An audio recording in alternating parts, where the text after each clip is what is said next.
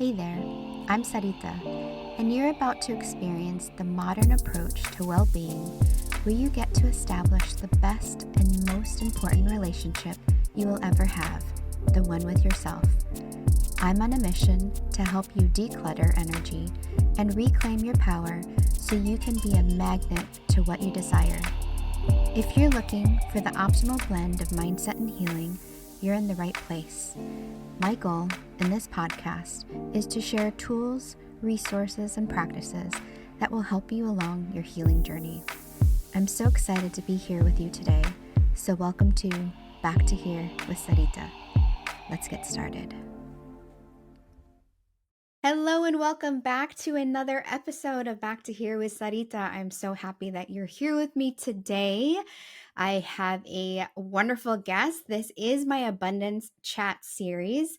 And if you remember, this year's theme is all about abundance. And the reason I chose that is because when you add up 2024, it equates 8, which is the symbol or the number of abundance, infinity. So excited to have this amazing guest. Let me go ahead and introduce you to her, and then we'll jump into our interview. So my guest today is Amy. Amy Jam is a multifaceted force, blending technical prowess and entrepreneurial spirit, and is passionate by empowering others. And as a software engineer and visionary director of program management, Amy has left an incredible mark on the public and private sectors. Amy's ambitious nature extends far beyond the confines of her technical career, and she is the co-founder of Bread Bros, a beloved bread manufacturing and bakery in Los Angeles, and she's demonstrated her knack for entrepreneurship and commitment to building vibrant communities. Amy is a guiding light for aspiring leaders and innovators seeking to navigate the complexities of the modern world. And she's also an immigrant, and she has an amazing immigrant story. So I hope she shares that with us. And she heavily implements her own self-care and love-care practices that actually allow her to receive the abundance that she so deserves. Amy, thank you so much for being here today. I'm sorry, my tongue is I'm normally not stumbling over my words like this. Very unusual for me. So sorry about the uneven introduction. No, not at all. Thank you for having me, Sarita. I'm so excited to be here. Yes, I am excited for you too. And Amy and I, just a little background here, just like a previous guest that I had, is also connected through the Modern Day Wife, which is pretty exciting. So we got connected that way. We have not met in person yet, but hopefully that will happen soon. But it's a really cool network of individuals that come together. And it's amazing that I've actually been able to connect with some amazing women through that particular platform. So I'm so grateful that I've been led to various soul aligned guests. So yes, I am so happy for you to be here as well.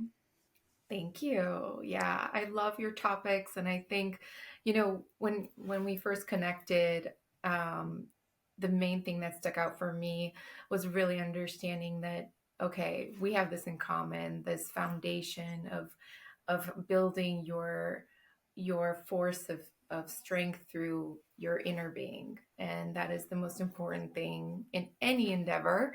And I think we all just always jump and get started and want to figure out in Google, like, all right, what are the statistics on this type of business and how much return will I get? Or what, how can I plan my life? But without taking that time, to really find it within yourself, all of that is really risky. So that I just wanted to add is what I was really drawn to use to your podcast, Sarita, and your content. And so yeah, thank you for carving out this time for us today. Oh, thank you for acknowledging that. You're so right. And that's something, and I'm sure you can shed some light on this a little bit later in talking together when we jump into this whole entrepreneurial endeavors journey. I feel like this is too, and this is coming from a very corporate background. It's a lot about, strategy and numbers and things like that. And although that's so important, right? And so valid and so needed, the part that I really love that is coming more to light in the spaces, business spaces, is this deep need, yes, for care of self and inner self and finding the wisdom within self. And that's really the inspiration behind the podcast. So I'm so happy that you recognize that. Back to Here is about coming back to this like center place, back to the self, back to the inner wellness and inner wealth wellness, I guess you can say too. So yeah, it's very important to me. And I appreciate that I'm exuding that and that was attractive to you. Absolutely. Great. Amazing. So, Amy, you shared with me off the bat, and I love getting people's story and like kind of how they got to be here.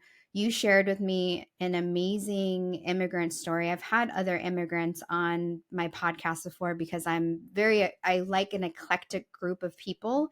And as I shared with you, and I've shared this with my guests before, I'm a unique immigrant in the way that I came to the United States through adoption. And I very much empathize and understand certain aspects of the immigrant story because I'm of the first here of my blood basically. But I would love for you to share with us, yes, how you got to be where you are, because you've got an amazing bread company, which I would love for you to share more in detail about that. But also you've got the corporate background, and then also you've got, the how you came here as well. So I would love to have people know, like, how, just off the bat, like that amazing story of coming to America. Yeah, absolutely. So actually, I was born here. Oh, However, okay. I immigrated because I was actually in my mom's stomach Right. while Okay. That's right. while Okay. my parents, immigrated from Iran during the whole Islamic Revolution. And my parents were extremely established in Iran, lived a beautiful life, very during the reign of the Shah, a very luxurious, comfortable, and secure, beautiful life. And when the revolution happened, that basically jeopardized that lifestyle and that safety for those who were or were not, or whatever your opinions were at the time. This was a whole new regime coming in, so my parents decided to leave, and my mom was pregnant with me, and they had closed down all of the airports because of the revolution. I mean, this was high intensity situation, and so they actually escaped the country via camel. Wow. And my That's so mom was pregnant amazing. on 3 days, to travel to Pakistan and get their paperwork together, and then to Spain, and then ultimately to the US, where I was born in Los Angeles, California. And, you know, a lot it comes with that immigration to a new country. The minor things like language, but there's also, culture, there's connections, there's your career. What you did back home is not exactly what you would do here, and figuring out your way and your way of supporting yourself and your new daughter. So I was exposed to a lot of grown up things as a child, and I wouldn't have it any other way. I think if I wasn't, then I wouldn't be who I am today. And my parents had divorced, and I grew up with my mom, and basically I was her partner. So because my English was more, well, my English was good because I was learning in school. I would, for example, read all the letters that came in the mail. I would translate them. And this is where, and I talk about this in my book a little bit, how I feel that really God for me plays a part, because those skills that I picked up being 7 years old, in writing checks and translating letters and whatnot, actually, became a part of means for me to generate an additional source of income later on.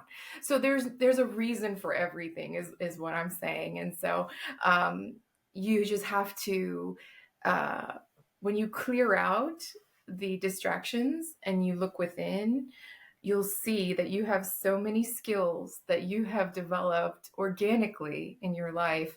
And I was, I think 22, 23 years old. And as my side hustle, doing Farsi to English translations for doctors, hospitals, hearings, and, generating that money coming in. And that just goes back to my story of how I got here and how, my mom relied on me for that. And I was so grateful to have exposure to these types of documents and letters, and all that. So the long-winded explanation, but that's I how I love got that. here. I love that. I love that. And thank you for the clarification. I do now remember. That's still an amazing like immigrant story because that's so close to home because it was your mother that went through such an extreme journey to come here, and that obviously has been a part of like how you became who you are. And it's so true. I've talked with other first generation people that are my age, and that's been a very common experience for them is translation and being like that, just being put in that situation as a younger child where you've had to help your adult caretaker to navigate different parts of life. And so it creates this whole level of identity that can be very unique in the way that you're really good at taking care of things. And then also, I guess the shadow side of that is like, who am I and who am I, my own identity, And so for you, how has that been a impactor on the things that you do? I mean, you were talking about doing the translating and things like that. And was it something that you figured out like this maybe isn't the right, like the path that I was wanting to take? Like what kind of helped you to discover more of like who you are, kind of breaking away from who maybe you were at that younger age? Yeah, what a great question. Oh, you're so profound. I love asking very deep questions. Yeah, no, I love it. Okay, so I'll say this, when I was about to go to college and figure out like what I wanted to do with my life career-wise, I remember thinking, why do we just get one major? Like I like to do a bunch of things and I don't understand why I just have to pick one thing. But, my mom gave me three options: doctor, lawyer, engineer, pick one. And I was like, which one will get me out of school the quickest? So I just Yeah. picked engineering. And that goes back to being exposed to so many different things growing up, and having a stake in all of them. So like documentation, translation. My mom was in the beauty business and was like a super entrepreneur. So learning how to diversify your career, she worked at a salon. She would draw in clients to her home from the salon, and she would also do mobile services. So she like took one niche and expanded. And I was like, Love that. there's different way, so different methodologies can be applied. But why do I have to just focus on one? But I finished school, and I think that basically shed light on I don't need to just do one thing. And doing multiple things not only satisfies the person that I've become, checks the boxes, it also continually makes me have to learn more, you know, and that's what really like ignites the day to day when you learn more, because we're ever evolving, right? Like Yes. my your hair color changes, your skin texture changes, so your mind needs to continually develop, it needs to continually grow, and the only way to do that is to learn and be exposed to new things. So by diversifying and having multiple uh, I would say, multiple streams of income, really. Um, I was able to satisfy that little girl that was, you know, exposed to all these different aspects of life and business. So that's what I took away, and that's what enabled me to, you know, be the software and systems engineer, be the technical writer, be the business analyst. I joke, I'm like, I've held every role within the Lots of software hats. life cycle. That finally led me, to program management, because I could, I basically did all the work all the people that are working for me now have done, and I'm able to speak their language. So the fact that, okay, we've got the technical side, we've got the corporate side, but I have this fun side. I want to get this, my creative juices rolling, and I love art, and I love, branding, and I love graphics. And so what will allow me to do that? And this amazing bakery and bread manufacturing of our beloved Bread Bros, idea came up, and we just took it by the horns and went in. And so that sort of, it's one business, but it has so many aspects to it. We've got our e-commerce, if that's the technical side that stems back to my schooling. We've got the creative and the fun and the branding and the colors and the design of the pastries, and which hits all my like creative juices. And then the management side, which is juggling and and creating your unique family, your work family, which I'm so grateful for. So, did I answer your question? I know I sort of You drifted. did, totally, totally. And I want to reflect on that. I'll get back to the bakery in a minute because I am a diehard bakery person. Like I love baked goods. That's like one of my favorite things of all times. And I'll share it with you in a moment. But I want to go back and kind of reflect on what you were saying. And yes, you totally answered my question, and it helped me kind of think about something, unpack something that I think is really interesting as women, because pretty much all my guests that I've had on this podcast are women, and that's my pretty direct audience. But one of the things that I've been learning as I've gotten to this age and just been refining myself, especially since post my breakup, and I've been this into this very heavy self love journey the last like 3 some years, is that just kind of reflecting on what you were saying about wearing so many different hats or being a multifaceted woman, right? And I think there's still this stigma, and I'm thankful it's changing because it's 2024 and we're starting to understand that, especially when it comes to being a woman, that it doesn't need to look and be a certain way.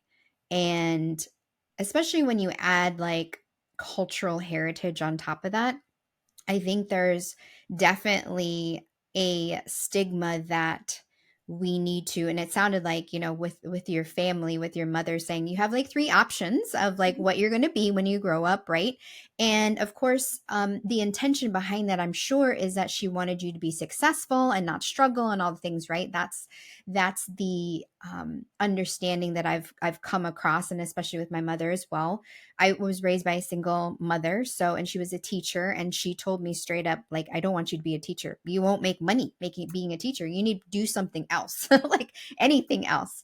And so when it comes to us kind of discovering ourselves as women as we get to be older, I think there's still this like stigma that we believe that we have to act and be a certain way. And a lot of it has come from our conditioning from our family and like our caretakers and school and society and all the things. And so there's a certain level, I feel like, and I'm kind of reflecting from my own personal experience where, and please let me know if you relate to this, is that there's a certain level of like almost guilt and like even like a little shame where you feel like, can I really do all these things? Like, am I allowed to do all these things? Am I allowed to be the creative? Am I allowed to be, the project manager? Am I allowed to like actually, have fun and be flirtatious with colors and things like that? Like, I feel like for me, I had a hard time discovering that aspect of myself and being okay that I didn't fit in one box.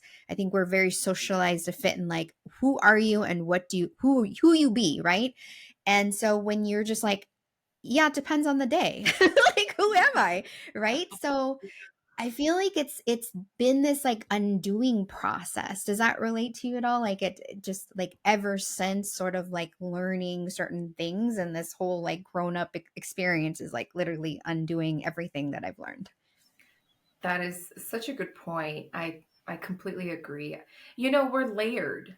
I think us women, we are I love layered. I love that word. Yeah, we're not just one dimensional. And, you know, going back to the career options, my dream, you know, because I loved creating, was always to be in fashion, to be a designer, believe it or not. But also, I had the layer of wanting to be respected in society and have a certain level of, okay, she has this level of intelligence, you know, so we can rely on her. Her opinion will matter to us because she has this degree or that degree or whatever. So I had that layer embedded in me too, most likely from a cultural, you know, impact and teachings throughout your life. But then I had this free spirit of not wanting to be, you know, at the mercy of corporate world and the paycheck, and, you know, to be my own person and to sort of go against, you know, the norms. So you're absolutely right. I had all that, but the fear, the fear of the uncertainty with being a designer or going against the norms, you know, fell to the back. And the quote unquote security of, you know, following a corporate, more structured, you know, path is what I ended up doing just out of that fear.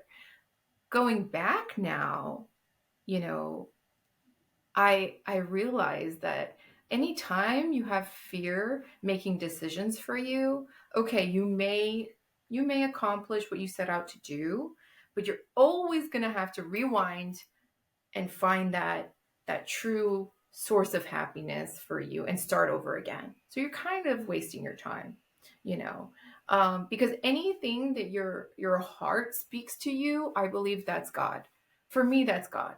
So if God told me when I was 16 that your passion is fashion and creativity, then if I would have implemented that back then, there's no way I wouldn't, you know, reach some sort of success by this point in my life, but via what I always wanted to do, you know. But it's that fear that, you know, grabs us by the neck and is like, you need to do this, otherwise this could happen. We forget that all the strength and all the connections and paths, they're all within us. They're not outside of us. The minute we clear out the clutter, and clutter could be voices from, you know, friends, family members, social media, news, anything, you know, people, too many people around you, clearing out the clutter makes you actually meet yourself and become closer to yourself, is what I found.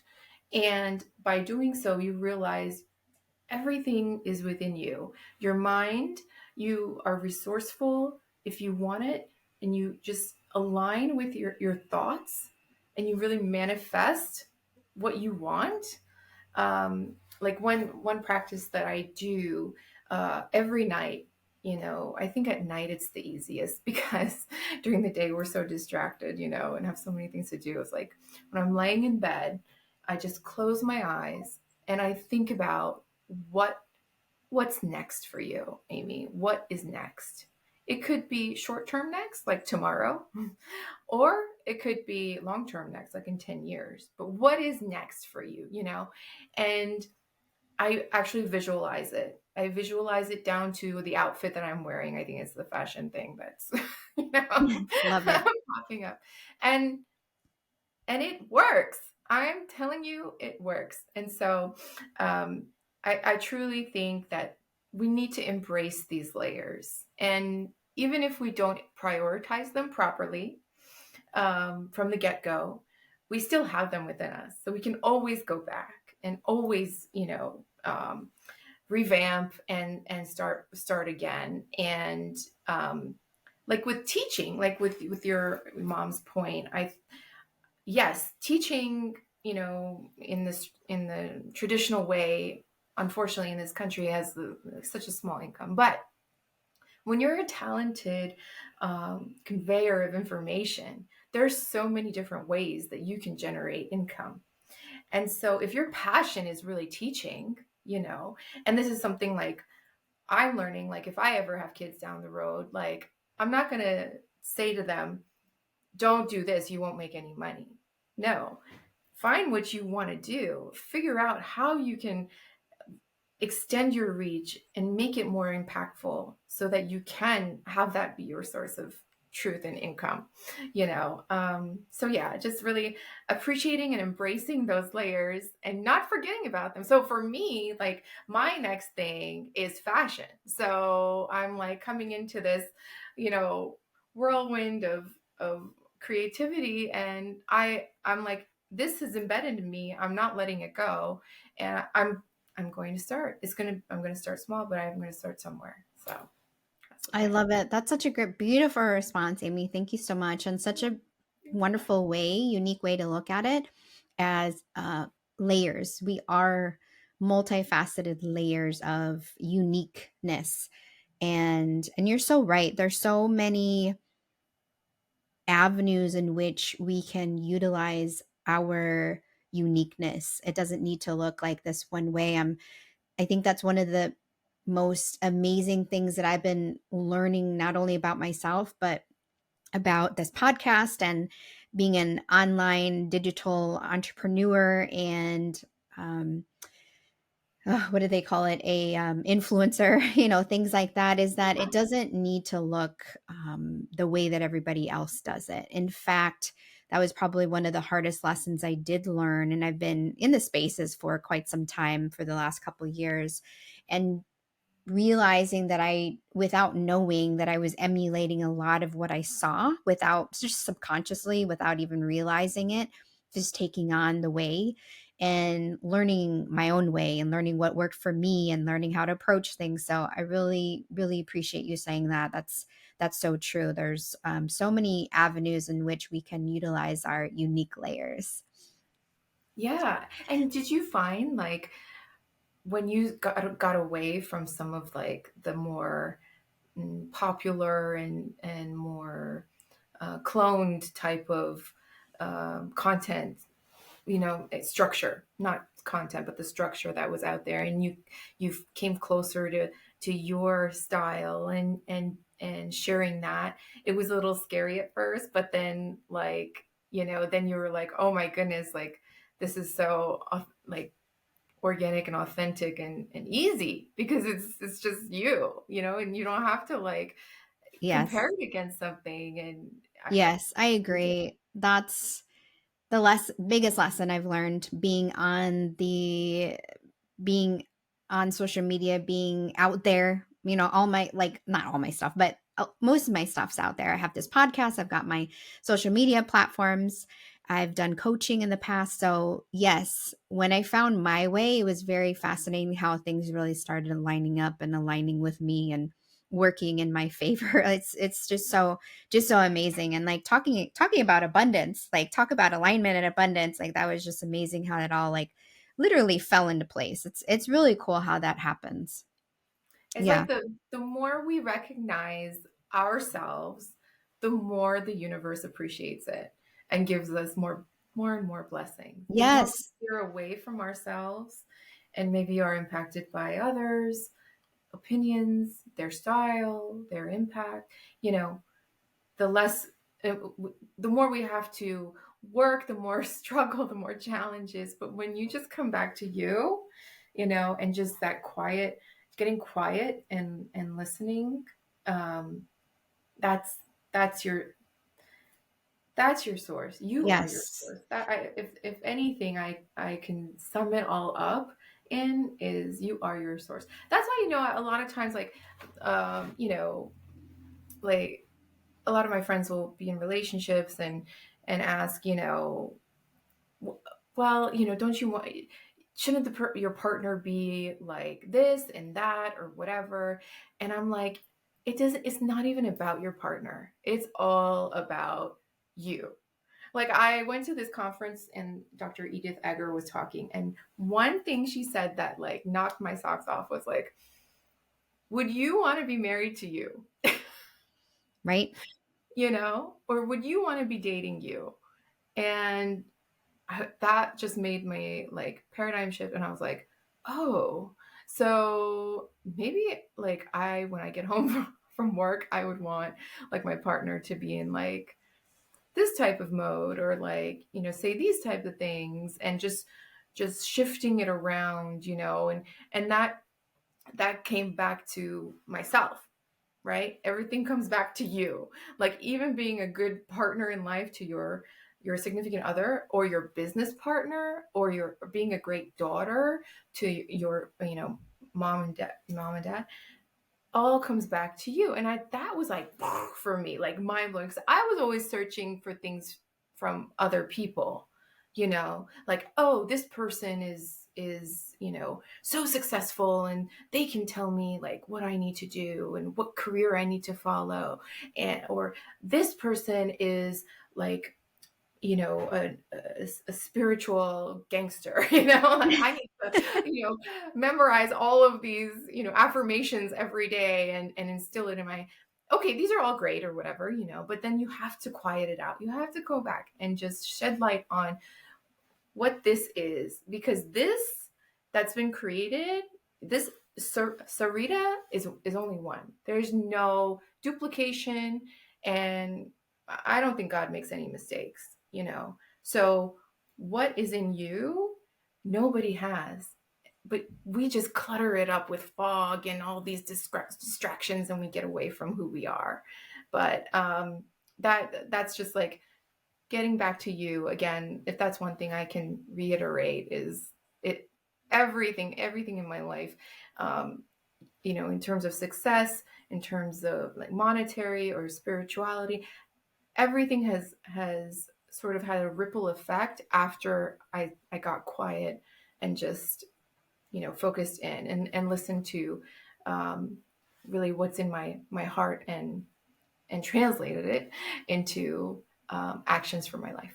I love that. Yeah, that's the I mean, those are like the manifestation steps that I talk about. It's all about the intention, the energy, and desire, really. Like it's all part of that process. So that's so beautiful. And it's the only way that can happen is by going inward and like trusting, literally trusting that aspect of who you are, who you really truly are, not as like, this outer human, but who you truly, really are. So I love Yeah. that.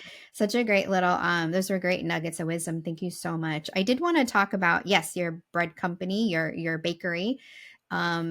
And then also too, one of the things that you and I spoke about, and we've actually shed a lot of light on this, which I absolutely love, like unintentionally, but intentionally as well. But you were going to talk a little bit more about being intentional prosperity. And I love how you've actually already been sharing about that, being intentional about like who you are as a person, like all the things that make you uniquely you. With your bread company or with your bakery, I'm going to come to LA and definitely try because I absolutely love I love bakeries. Like I'm such a fan of them. And I learned, just a little side note, I've never shared this on the podcast, but it's something so kind of cute. But baking has been like a therapy of mine for quite some time. I was doing it for a long time as like a young child, and then I stopped doing it, and then I rediscovered it again, I would say in my like kind of early 30s. But the reason I got into baking is because I used to spend a lot of time with my grandparents, and my grandmother would be in the kitchen constantly, very like traditional in the way of making the breakfast, making the lunch, making the dinner, like all the things, being in charge of the meals. And so when it got to be around like 3 o'clock in the afternoon, 3:30 in the afternoon, she started preparing, and I would just come in after tennis practice and like come hang out, sit on the counter, and just talk. I'm a talker, like, and she was a Pisces, so she was just kind of mellow and just would listen, and I just be yapping away. And then one day, I think I was around 8 years old, she was like, you know what? if you're going to be in the kitchen, it would be really nice if you're going to be productive in here. So, I didn't really learn how to cook as a kid, but she not that much later, she gave me like a elementary 101 like baking, and she was like, "It would be great if you could make desserts." So I started like baking desserts for the family, and that was my contribution to like making things. But I just think it was funny that that's how I got started.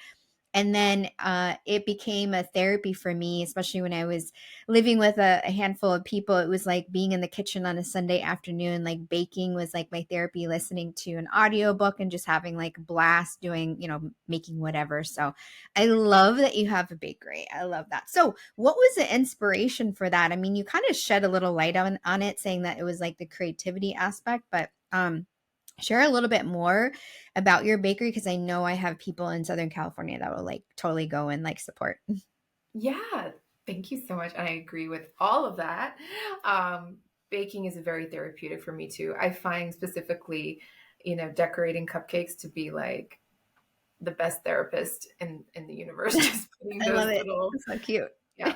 So, yeah, I've always loved things involved with homemaking. I'll say that I've been crafty. I remember being little and like sewing up like little holes like in our clothes if I saw one, and taking that as an opportunity. I loved organizing. I loved cooking, baking, all of that. And you're right. It's culturally it brings you together. I think especially now in this world, like everybody's on the run. So, eating in your car, or, but when you're cooking at home, it adds a lot of value to your time together, because Yes. your people understand that you put work into preparing what they're about to take in. And it's all about what's inside, right? And so, yeah, so I've always wanted to do something in the food industry. Didn't know what. Um, Actually, I met my husband in 2013, and his family was in the and is in the bread baking industry, but back on the East Coast. And he always had all these ideas, and I would always say, oh, you know what, yeah, there's so much we could do in terms of modifying this, or because they were more than just like wholesale, like they had like a big factory, and just pushed out large quantities of really delicious bread. But we had ideas for how to expand and make it more mainstream. And I really wanted to implement a path to bring the community together. And we moved to California, and we were like, okay, we need to figure out a way to find our little group, our little community, and how do we do that? And we actually love working together. Like I joke with my friends, I'm like, if you want to know if you have a winner in life, a partner that's good for the long term, start a small business together, Like, see how it I can only goes. imagine. Yeah, Wow. yeah. So, so yeah, and we decided to do that. An opportunity presented itself for a great location, and we were like, you know what? Let's do it all. Let's let's make this business three dimensional. Going back to that, my mom Layered. and what she Hmm. embedded in me. So I was like, okay, we can do the manufacturing and wholesale to restaurants and grocers. We can have e-commerce, so we can actually ship our products nationwide to people who don't have, Middle Eastern or international bakeries nearby. And then three, let's make a storefront where people can actually come every morning, like in Iran, and I think also in Europe, in the mornings, people go and get fresh bread and then go home Yes. and share it with their family. And not only does it build a sense of community in our bakery, we meet our neighbors, and people actually come from West Hollywood, to or Orange County to Reseda, where our bakery is, and just to get our fresh bread and to, see how we're doing. I mean, it's such a great like connection and bonding, and adds so much value for us. motivation wise, it really gives us that boost of energy that we need to continually create and provide to our customers. So, you know, um, having these three aspects implemented, not only from a financial standpoint, we don't have all our eggs in one basket or our bread in one basket. I love that. We have them in three, and Love it. also that allows us to um, listen to our customers and say, oh, okay, we can actually branch out from these three, because we receive awesome ideas from folks. Oh, hey, you guys should open a branch here, and it's great that you can ship, but we wish we guys had a branch here. Well, that led us to our whole franchising idea. And it's little things like this that that organic growth. And so that's how we got to Bread Bros. And the name stems from my husband and him. He has brothers, and being in the bread business. But if you'll notice, one of the bros is winking in the logo, and so that's me. I love I'm it. another bro for now, but no, I wouldn't have it any other way. So it's been just very satisfying and gratifying, and I just love the community. I love that. That's so beautiful and so unique. I mean, you're the first person I've had on the podcast that has a storefront like that, an actual like bread shop and all the different multi like layers of that. That's so amazing. I can't wait Thank to you. try it. Like I'm so excited. That sounds amazing. And that's so true. Like I just am thinking about how that doing food is such a amazing thing where it does really bring people together. I was visiting a friend just this past weekend for the holiday weekend for up in Long Beach, and we had the opportunity to go out to dinner and hang out and stuff, and I said, you know what, it would be even more fun. I said, if we could just get a recipe and get all the ingredients and cook together, I think that would be so much fun. So we made this amazing paella from scratch that was like so Ooh, delicious. And we made wow, yeah. sangria to go with it. So it was so cool. But it was like we had lived together as roommates back in the day. So it was just kind of really reminiscing and like it was fun catching up. And I was like, you know what? Like, I really love this. The beauty of being able to connect with people like through food, through that avenue is so, so, so unique. And it can be something as super as simple as like, cooking together in the kitchen. So I'm glad you brought that up. I remember that. And it's like dear to my heart in that way. Amazing. You made me just get so hungry right now after saying that.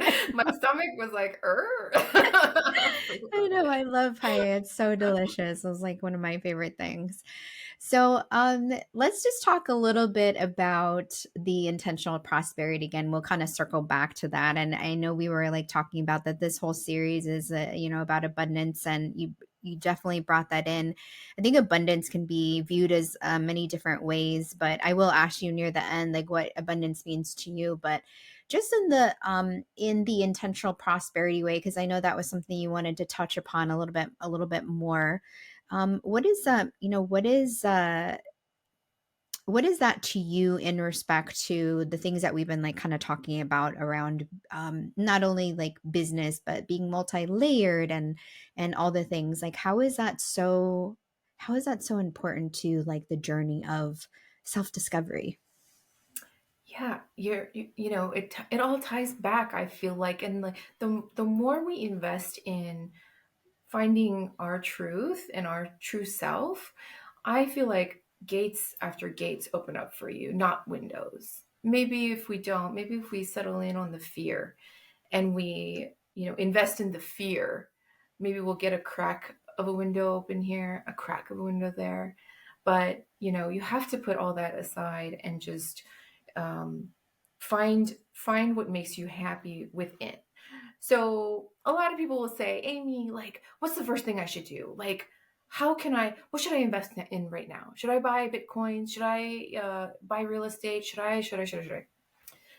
And the first thing I say, okay, what are you doing now? Like, what does your infrastructure look like now? Your financial infrastructure look like now?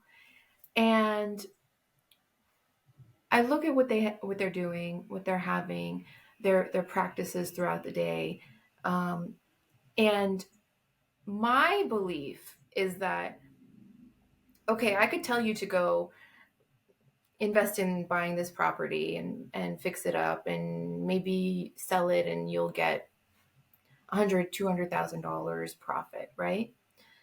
But if that effort is done against going toward yourself and against and in support of fear, I believe that $200,000 you make, you'll get a bill in the mail for like $199,000, you know, and all your efforts will be gone. So it's not about chasing the money for me at all. Um, it's about looking at what God has given you right now. Are you taking care of it in a way that would benefit your heart and others? So, and if you're not, let's take what you already have and implement some changes. And that's what ignites the prosperity. That's what makes maybe you're profiting $20,000, you know, but you will get an opportunity. You will get an investor. Somebody will see what you're doing. You will get some sort of blessing that you would never imagine. How many times have we heard stories? Oh, I was working out of the basement of my house and I'm struggling, but you know, so many like rags to riches stories, right? And I know a lot of them are cliche, so I don't want to, pinpoint that too much. But the point of those is that I guarantee you there was some good being done there for greater mankind, for yourself first, for your thought process, for your alignment with a higher power. You know, that 20,000 will turn into 20 million if you do it with the intention of bringing grace, love, and really nurturing what has been given to you. Our bodies are a blessing. We are um, so complex, and we have so many capabilities, and all our sources, everything we need is within us because we have this. This is the original, Google. Totally. And we really need to go back to it. So that's my thought process. And prosperity is sort of the nucleus of everything you do. And we've seen it all. People say it's karma. Oh, somebody becomes like a zillionaire and then like their whole life explodes and they have nothing. I mean, just look at the news today. I mean, there's so many things going on, and I guarantee you there is a diversion from self that has a spiraling effect, because getting away from yourself builds worry. So you need to crush that worry with something else, and you get further and further away and more heavily and heavily invested in things that are not you. So it's like a chain reaction. um, Prosperity for me is a dependency for anything you want to do in life, and it's not even like monetary prosperity within your relationships. you know um, a lot of times in friendships, I'll see people like their friend will not like something, and they will be vocal about it and let you know, and they get offended and they're like, no, she did this, she didn't like, I did all this for her and yada yada yada yada. You did it with the intention of her giving you, or him or whoever, gratification. That goes to ego. That doesn't go to the universe. So be prosperous in your support as a friend, as a family member, as a confidant, as a business person. Invest in the love, not in the return. That's it. Wow. Wow. I mean, everything you were saying just gave me super, super chills because I was like, wow, yes. I was like nodding the whole time. For those of you that are watching this on YouTube, you'll see like I'm like rigorously nodding as I'm like hearing this. And when I got chills, I looked up at the clock and it was 222. Like, ooh, how amazing is that? It was so amazing. So cool. I love angel numbers. So it just reinforced in me like this is what I needed to hear. And I'm hopeful this is what my audience, you listener, like need to hear is that all these things are, it is about alignment. And I love what you were saying, how it's like there is a divergence, like, and it's reframing too. What also came to mind is like this reframe where there's still this perception of people that are wealthy that are like tricksters, or they're snobby, or they're like they hoard their money, and like these kind of beliefs that are, I feel like, still more money, more problems, like all these kind of negative things around like money and abundance and things like that in our lives. And but you clearly state how, like, with the intention, like coming back to yourself, being like aligned in like your mission and purpose, in like what you're doing with for a greater good, right? Is going to bring you a level of prosperity and abundance that you never thought that you even could get. And it doesn't have to do with money. Money is like kind of like the little cherry on top, right? It's like, oh, yay, like I got this, but it's not about that. That's not, that shouldn't be the ultimate vision and goal of, or the outcome, right? Like that's a beautiful layer of the outcome and a beautiful byproduct of what you are doing, which is being in alignment and being coming from a place of intention. And I absolutely love how you said it. It was so beautifully said. So thank you so much for sharing that. um I really feel like we could do like another podcast episode just about that too. But we Yeah, are I'm like, so in. This has been so like reinforcing for me too, you know, to like hear it again and just, you know, make sure that I'm on my P's and Q's and implementing this too, you know. yes, Like, and I don't think it's by chance that we've got folks at that, you know, 1% and less level that are, you know, so affluent. And it's not by chance they all have foundations that they're giving, you know. Yes, there's taxes, you know, whatever, but the fact is that it's like you said, money is not the fact. It's a means, it's a mechanism, and it's a tool. it's yeah, it's the transportation to being able to reach more and spread more love, you know. And these foundations and these charitable organizations and these talks that you do, these podcasts that, you know, you are actually giving of yourself to help others. This is money, this is a currency, this is mechanism, this is time. It Time is the is most it's a precious. Yeah. currency that you cannot buy. So I totally thank you, because it's been helpful and reinforcing for me too today. So Oh, good. That's why I love doing these connection podcasts, because it feeds my soul. I mean, it really does. It really feeds my soul. And it just creates this like level of abundance in myself that is soul filling, right? Like it fills up my cup in a way that I don't think, I mean, there are plenty of other avenues that can fill up my cup, but it's just this very unique way in like filling up my cup. So I absolutely love sharing this time with my guest.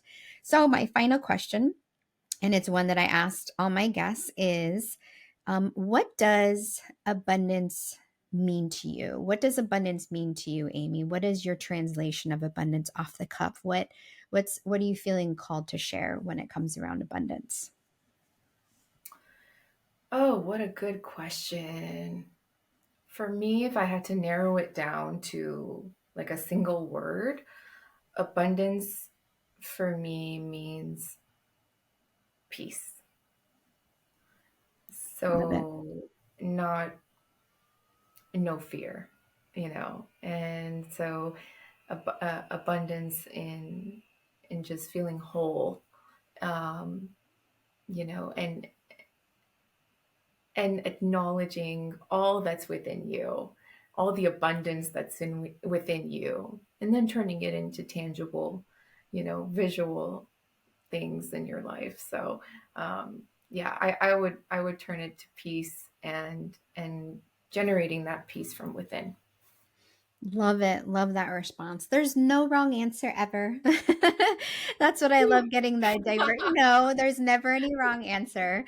That's just like however you feel like in words, like translating it. So really appreciate that. And that was a beautiful, beautiful response. Yeah, it does. And that's such a great way of looking at abundance as like this level of peace, peace and inner prosperity, right? That we've been talking about.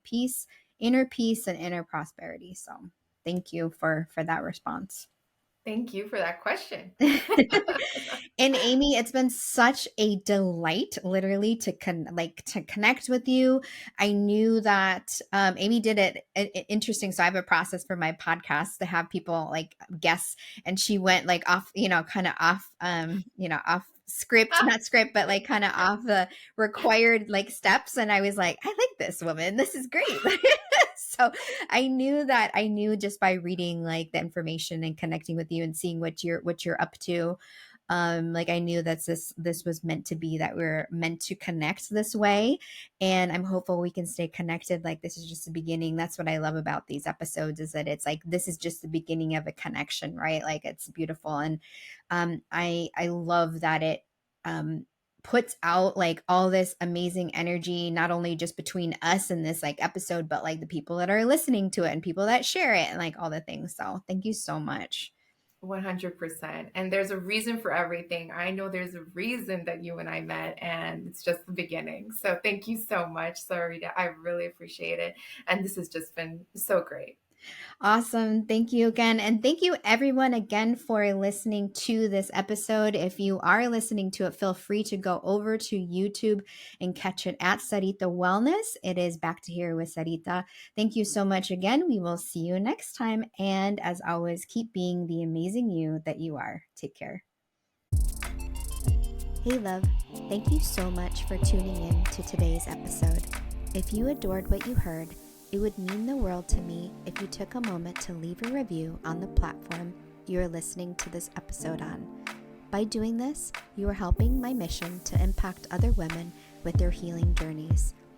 If you aren't already following me on social media, make sure to connect with me at Sarita Wellness to get your weekly dose of inspiration.